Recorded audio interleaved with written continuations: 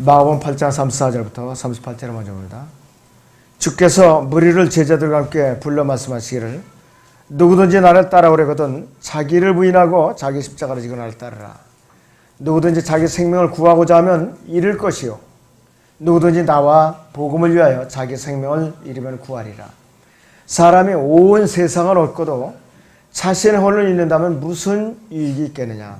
또 사람의 자기 혼은 무엇과 바꾸겠느냐. 그러므로 누구든지 음란하고 죄 많은 세대에 나와 내 말대로 부끄럽게 여기면 인자도 거룩한 천사들과 함께 자기 아버지 영광으로 올 때에 그 사람을 부끄럽게 여길 것이라 이렇게 말씀을 하고 있습니다.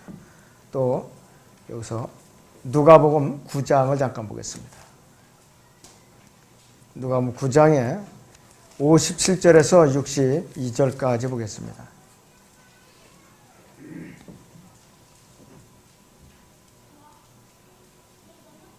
그들이 길을 가고 있을 때 어떤 사람이 주께 말씀드려 주여 주께서 어디로 가시든지 내가 따르겠나이다 라고 하니 예수께서 그에게 말씀하시기를 여우들도 굴이 있고 공중의 새들도 보금자리가 있지만 인자는 자기 머리둘 곳조차 없느라고 하시며 다른 사람에게 말씀하시기를 나를 따르라고 하시더라.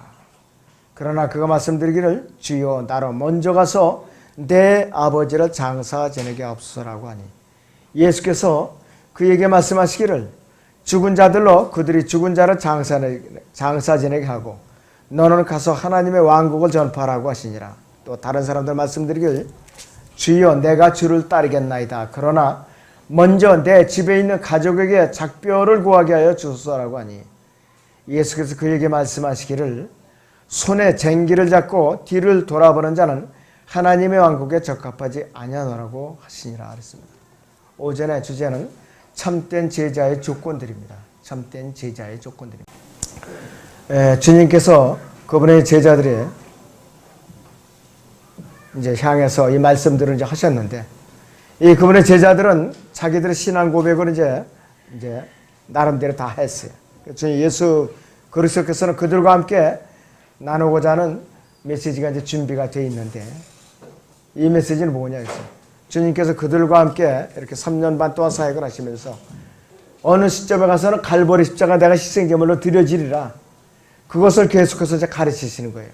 마가복음은 마가가 예루살렘의 갈보리 십자가를 향해서 가는 제자들과 주님의 행로에다 초점을 맞추면서 계속해서 메시지를 갖다 기록을 하고 있는 것이에요. 주님께서 이러한 메시지를 제자들에게 이제 점점 강도를 높여가니까 제자들이 자꾸 긴장하는 거예요. 그러면서 제자들이 안절부절하는 거라겠어요. 만약에 그러면 실제로 그들이 고백한 것처럼 하나님의 아들이라면은 왜 그러면 종교 지도자들이 배척을 당하는 이유가 뭔가? 왜 그러면 십자가에 못 박혀서 매가 없이 죽어야 하는 이유가 뭔가? 궁금하기 짝이 없어요. 구약에 보면은 메시아께서는 그분의 모든 원수들을 단번에 물리치시고 이스라엘의 영광스러운 왕국을 세우시고 왕으로 통치하신다고 그렇게 약속이 됐는데 뭔가 잘못이 되어 있구나. 뭔가 잘못되어 가고 있구나. 그럴 때 이들은 아주 혼란을 느낀 거예요. 도무지 어떤 게 옳은지. 구약에서는 왕으로 오시고 또 직접 통치하신다는데 왜 그러면 그분 앞에서 자기를 이제 왕이라고 제시하고 그분은 십자가 못 박혀 죽어야만 되는가. 제자들이 이해하기에는 너무 빠른 시점에 있다겠어요. 그런데 가장 크게 염려한 사람이 누구냐? 베드로예요. 어디 가나 베드로는 우두머리로 터면서 큰 일을 듣고 큰 사고를 먼저 쳤죠. 마가복음 9장에 거기 마가복음 8장을 잠깐 봅니다. 마가복음 8장에 31절부터 33절을 봅니다. 베드로가 어떤 자세를 취했는가? 또 인자가 많은 고난을 받아야만 된다는 것과 장로들과 대제사장들과 서기관들에게 배척을 받고 죽임을 당하게 되며 3일 후에 다시 살아나실 것을 그들에게 가르치기 시작하시니라. 그 말씀을 드러나게 하시니 베드로가 주를 붙들고 말리기 시작하더라. 그러나 주께서 돌아서서 제자들을 보시고 베드로를 꾸짖어 말씀하시기를 사탄아 내 뒤로 물러가라. 너는 하나님의 일들을 생각하는 것이 아니라 사람들의 일들을 생각하는도다라고 하시니라. 베드로가 육신적인 관점에서 되게 기분 나빴을 거예요. 사탄아 내 뒤로 물러가라 그랬거든. 그래서 실제로 베드로가 사탄이 아니라 사탄의 내면의 마음을 움직여 역사하는 그것을 보신 거예요. 바로 이 베드로가 사탄에게 이용을 당하고 있다는 것을 간파하셨다 이것이. 베드로 하나님께 이제 이끌려서 예수 그리스도의 가장 신앙 고백을 제일 먼저 했죠. 저는 그리스도시요 살아계신 하나님의 아들이시니라 이렇게 신앙 고백을 먼저 했던 사람이라 이것이에요. 그런데 그는 곧바로 주님의 이름을 방해하는, 주님의 이름을 방해하는, 발목을 잡는 것이에요. 절대로 결코 그렇게 될 수 없나. 내가 죽을지언정 절대로 주님은 그 일을 못합니다 이것이에요. 그렇게 말렸어요. 참 하나님 편에서는 굉장히 방해가 아닐 수가 없다 이것이에요. 사탄의 생각을 그대로 베드로의 입을 통해서 노출시킨 거예요 바로. 그걸 예수님께서 간파하셨다 그랬어요. 그래서 사탄아 너는 나를 넘어지게 하는 자는 내 뒤로 물러나라고 했다 이것이.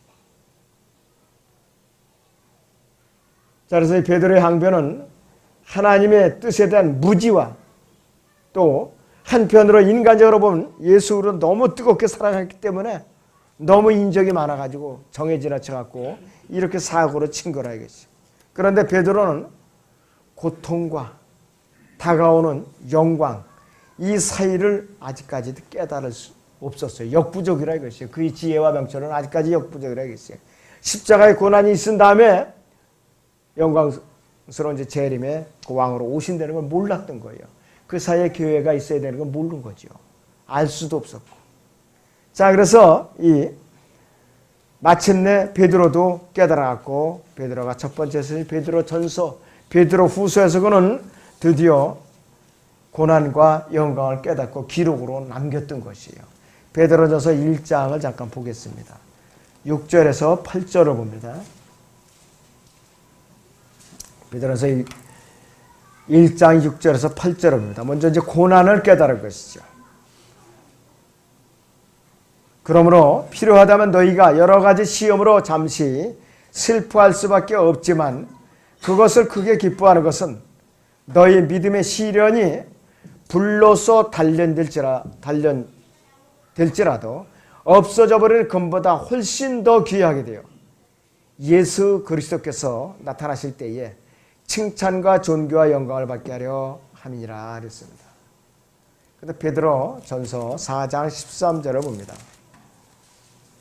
베드로서 4장 13절을 보시죠.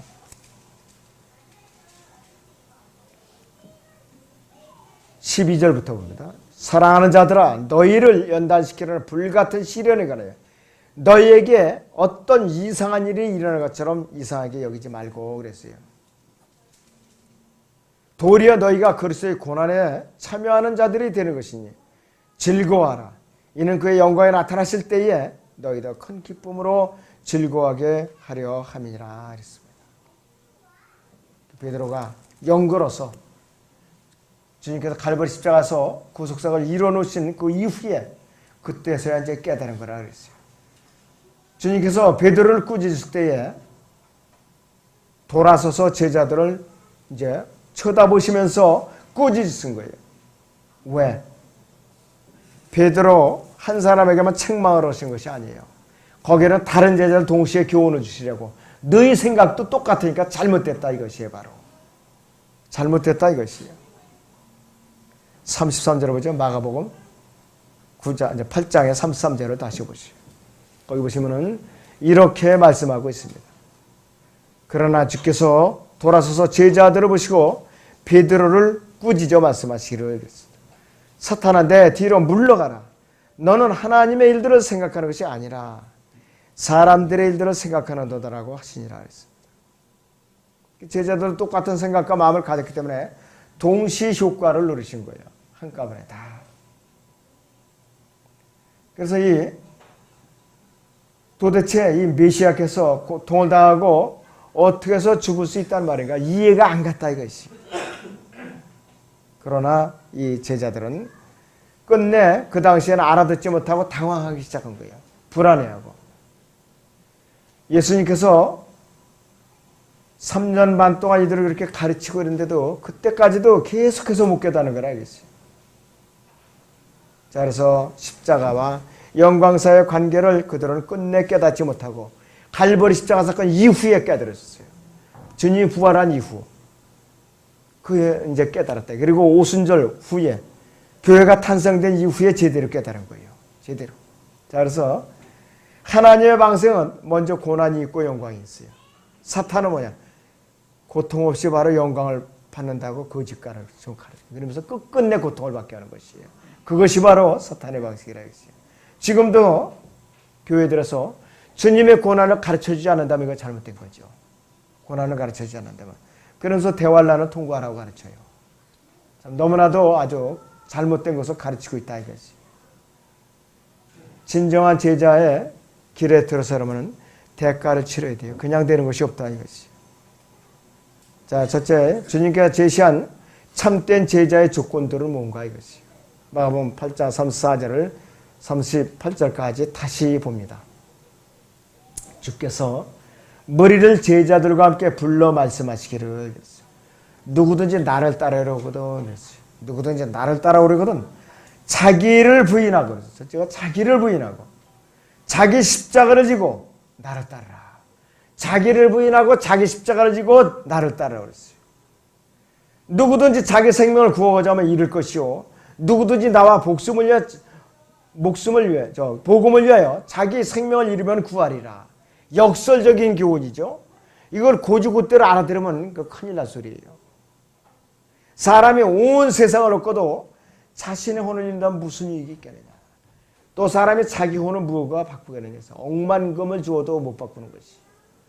그러나 누구든지 음란하고 죄 많은 세대에서 나와 내 말들을 부끄럽게 여긴다면 인자도 천사들과 거룩한 천사들과 함께 자기 아버지의 영광을 올 때 그 사람을 부끄럽게 여길 것이라고 하더라 이랬습니다. 이 네 구절에 참 5구절에 엄청난 충격적인 그 메시지가 들어있어요. 참된 제자가 되기 위한 조건으로 첫째는 우리 자신을 철저하게 예수 그리스도께 복종을 시켜야 돼요. 우리 자신을. 내 의지를 갖다가 내려놔야 된다. 두 번째는 그분의 고난과 죽음의 끝까지 우리는 동참해야 되는데 자기를 부인하고 자기 십자가를 지고 주님의 고난에 동참해야 된다. 세 번째는 주님께서 어디로 이끄시든지 그대로 순종하면서 따라야 돼요. 이런 핑계대고 저런 핑계대면 따를 수가 없죠. 그러면은 주님의 제자가 될 수가 없다. 첫째는 철저하게 그분의 뜻에 복종해야 되고 또 그분의 고난과 죽음에 우리는 끝까지 자기 십자가로 자기를 부인하고 끝까지 따라가야 돼요. 세 번째 조건은 뭐냐? 어디로 이끄시든지 순탄한 길로 이끄시든지 고난의 길로 이끄시든지 우리는 무조건 순종을 해야 된다 이거지. 그런데 우리는 먼저 이유를 대요. 근데 여기에 나오는 이 사람들이 세 가지 이유를 대면서 사람들을 갖다가 그 주님께서 이제 선발을 하실 때에 실망을 시켜드리라 이거지. 만약 우리가 우리 자신을 위해서 살면 우리 자신을 잃게 되고 예수로의 목적과 복음을 위해 스스로를 버린다면 우리 자신을 얻을 것이라 그랬어요. 자기를 부인하는 것은 어떤 것이냐. 결과적으로 자기를 얻는 것이에요. 나중에는 자기를 얻는 거라 이것이. 그래서 내가 이 세 가지 조건에 부합이 된다면은 매일같이 나 자신을 죽이는 삶이 뒤따르게 돼 있어요. 그렇게 돼 있다 이것이에요. 인간적인 관점에서 볼 때는 자신을 완전히 잊어버리는 손해보는 것 같지만은 하나님의 관점에서 볼 때에는 우리는 자신을 되찾는 수단이라 이것이. 이걸 여러분들이 잘 기억을 하셔야 돼요. 우리가 예수 그리스도를 위해서 살 때에 우리는 그분과 점점 한 몸이 되어가고 일체가 되어가고 있다 이것이. 그래서 그분의 참된 제자가 되려는 그 동기가 나와 복음을 위하여 이렇게 단서를 붙여놨어요. 여기 다시 보면 뭐야? 35절 봅니다. 누구든지 자기 생명을 구하고자 하면 잃을 것이요 누구든지 나와 복음을 위하여 자기 생명을 잃으면 구하리라 그랬어요. 엔드가 붙어 있어요. 나와 복음을 위하여. 예수 그리스도와 복음을 위하여 그랬어요. 우리 자신을 잃는 것은 절망적인 행위가 아니에요. 절대로. 헌신의 행위라 이것이. 여기서 우리는 여기서 그쳐서는 안 돼. 더 나아가서 잃어버림받은 세상 죄인들에게 복음을 전해주는 실천적인 우리는 삶을 살아야 된다. 그래서 나를 위하여 이렇게만 하면은 이것은 이기적이 되죠. 종교적인 분리자가 주의로 이어질 수 있다.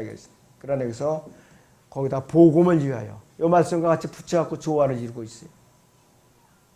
우리는 그분을 위해서 살기 때문에 어떻게 되냐? 복음을 전하는 것이 정상적이라. 또 제자가 되는 것은 뭐냐? 이익과 손해를 따져봐서 과연 내 삶을 갖다가 주님을 위해서 내가 살 것인가 아니면 나를 위해서 살 것인가.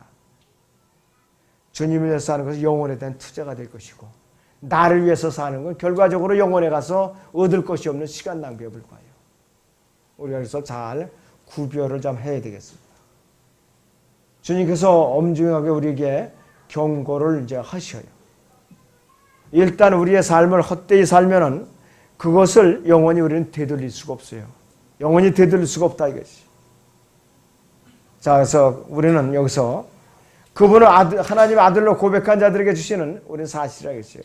어떻게 하면 우리가 구원을 받아서 이 하늘의 왕국에서 또 이제 이 셋째 하늘에 나거나 갈 수 있는 것이 아니라 어떻게 하면 이 땅에서 예수 그리스도를 부인하지 않고 끝까지 그분의 고난에 동참해서 믿음을 지켜낼 수 있는가, 이 교훈을 갖다 강조하고 있는 것이 그분께서. 목숨을 잃는다는 것은 이거는 뭐냐 이것이.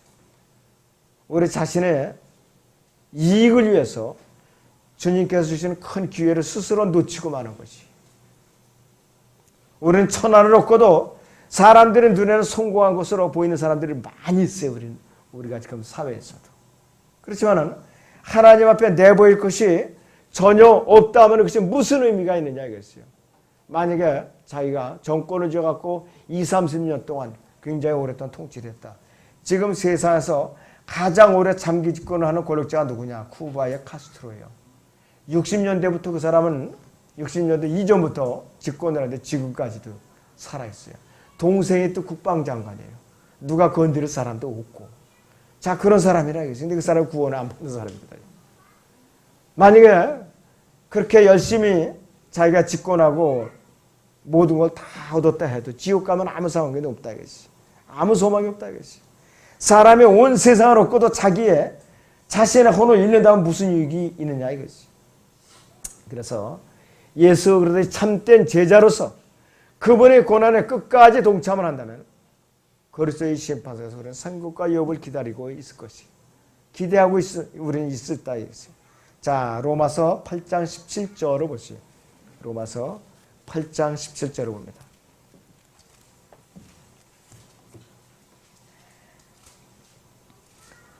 자녀이면 또한 상속자들이니 그랬어요. 하나님의 상속자들이요. 그리스도와 함께한 공동 상속자들이니 우리가 그와 함께 고난을 받은 것은 함께 영광도 받게 하려 함이니라 해서 거저 괜히 우리를 괴롭히고 싶어서 고난을 받게 하는 분이 아니라 그분의 영광에 동참하게 하려고 고난을 받게 하는 거라 이것이. 그럴 때는 우리는 어떻게 기다리느냐. 23절을 보시면 그들뿐만 아니라 또 모든 창조물뿐만 아니라 성령의 첫 열매들을 가진 우리까지도 속으로 신음하며 양자되는 것 곧 우리 몸의 구속을 기다리고 있느니라. 몸의 구속을 받으면 우리는 다 이제 졸업을 하는 것이에요. 그때까지 우리를 참고 기다리시면 엄청난 영광이 기다리고 있다 이것이. 사탄은 우리에게 영광을 약속하죠. 결국은 이제 고통만 안겨주고 영원한 불목까지 끝까지 데리고 와요.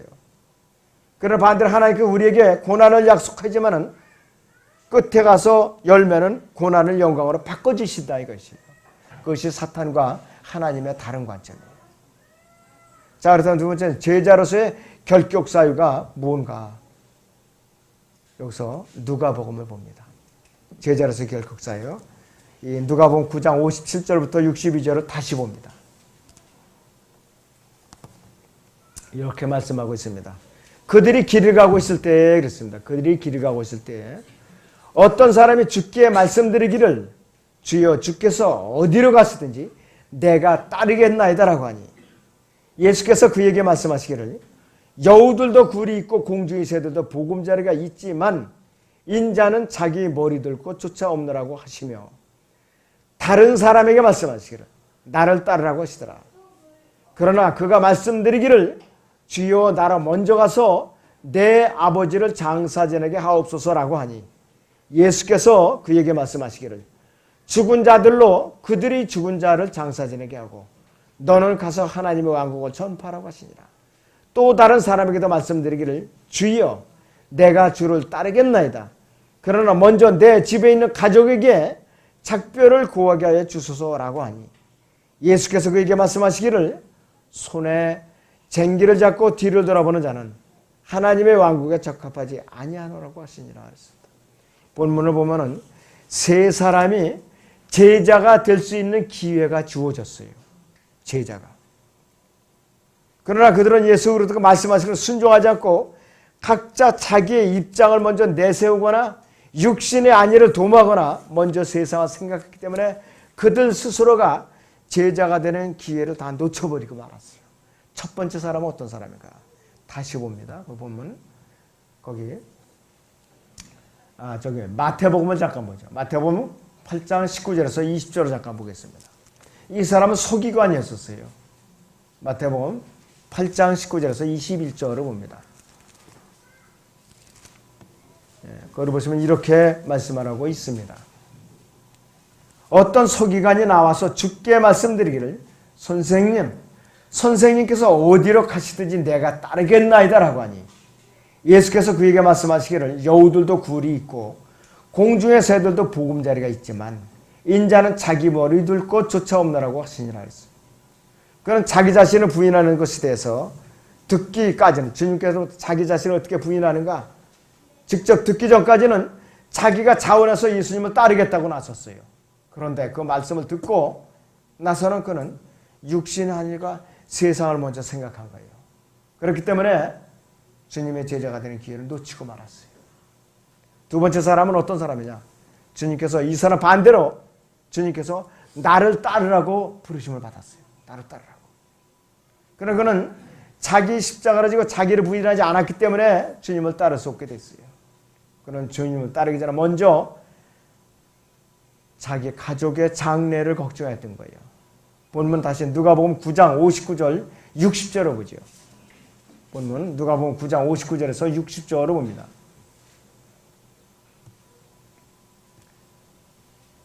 다른 사람에게 말씀하시기를 나를 따르라고 하시더라. 그러나 그가 말씀드릴 주여 나로 먼저 가서 내 아버지를 장사지내게 하옵소서라고 하니 예수께서 그에게 말씀하시기를 죽은 자들로 그들이 죽은 자를 장사지내게 하고 너는 가서 하나님의 왕국을 전파하라고 하시니라고 말씀하고 있습니다. 여기서 다시 마태복음 8장을 또 보겠습니다. 마태복음 8장에 21절하고 22절을 보겠습니다. 마태복음 8장 21절에서 22절을 보겠습니다.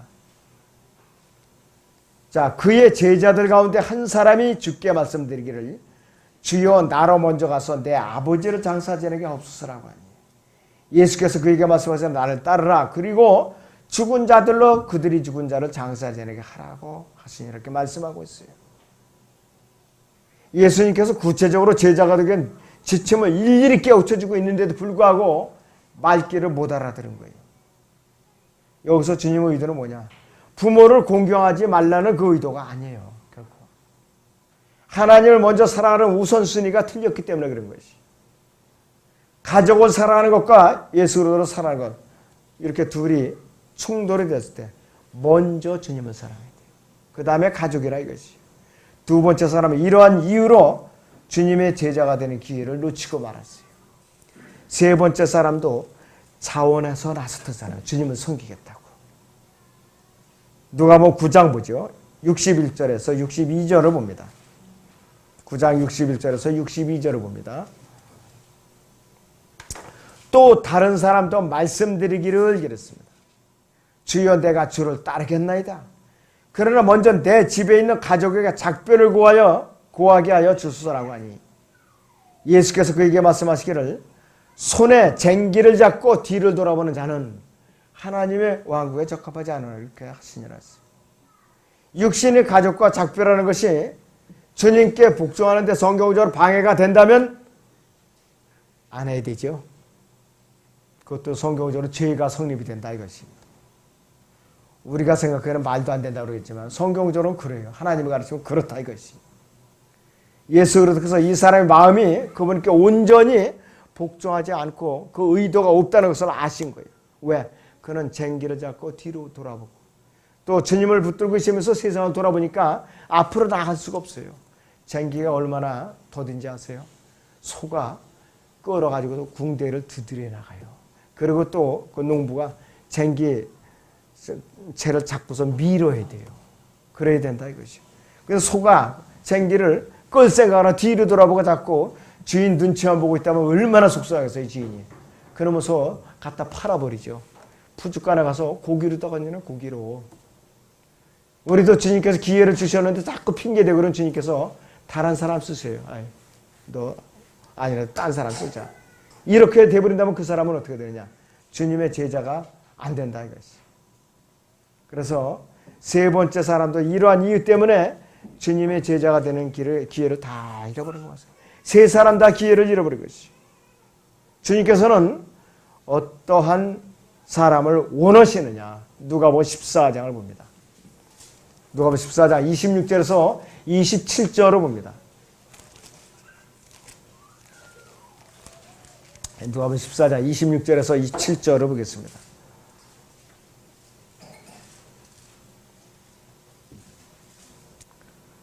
누구든지 자기 아버지나 어머니나 아내나 자식이나 형제나 자매나 정녕 자기 목숨까지도 미워하지 않은 채 내게로 오면 그는 나의 제자가 될 수 없느니라.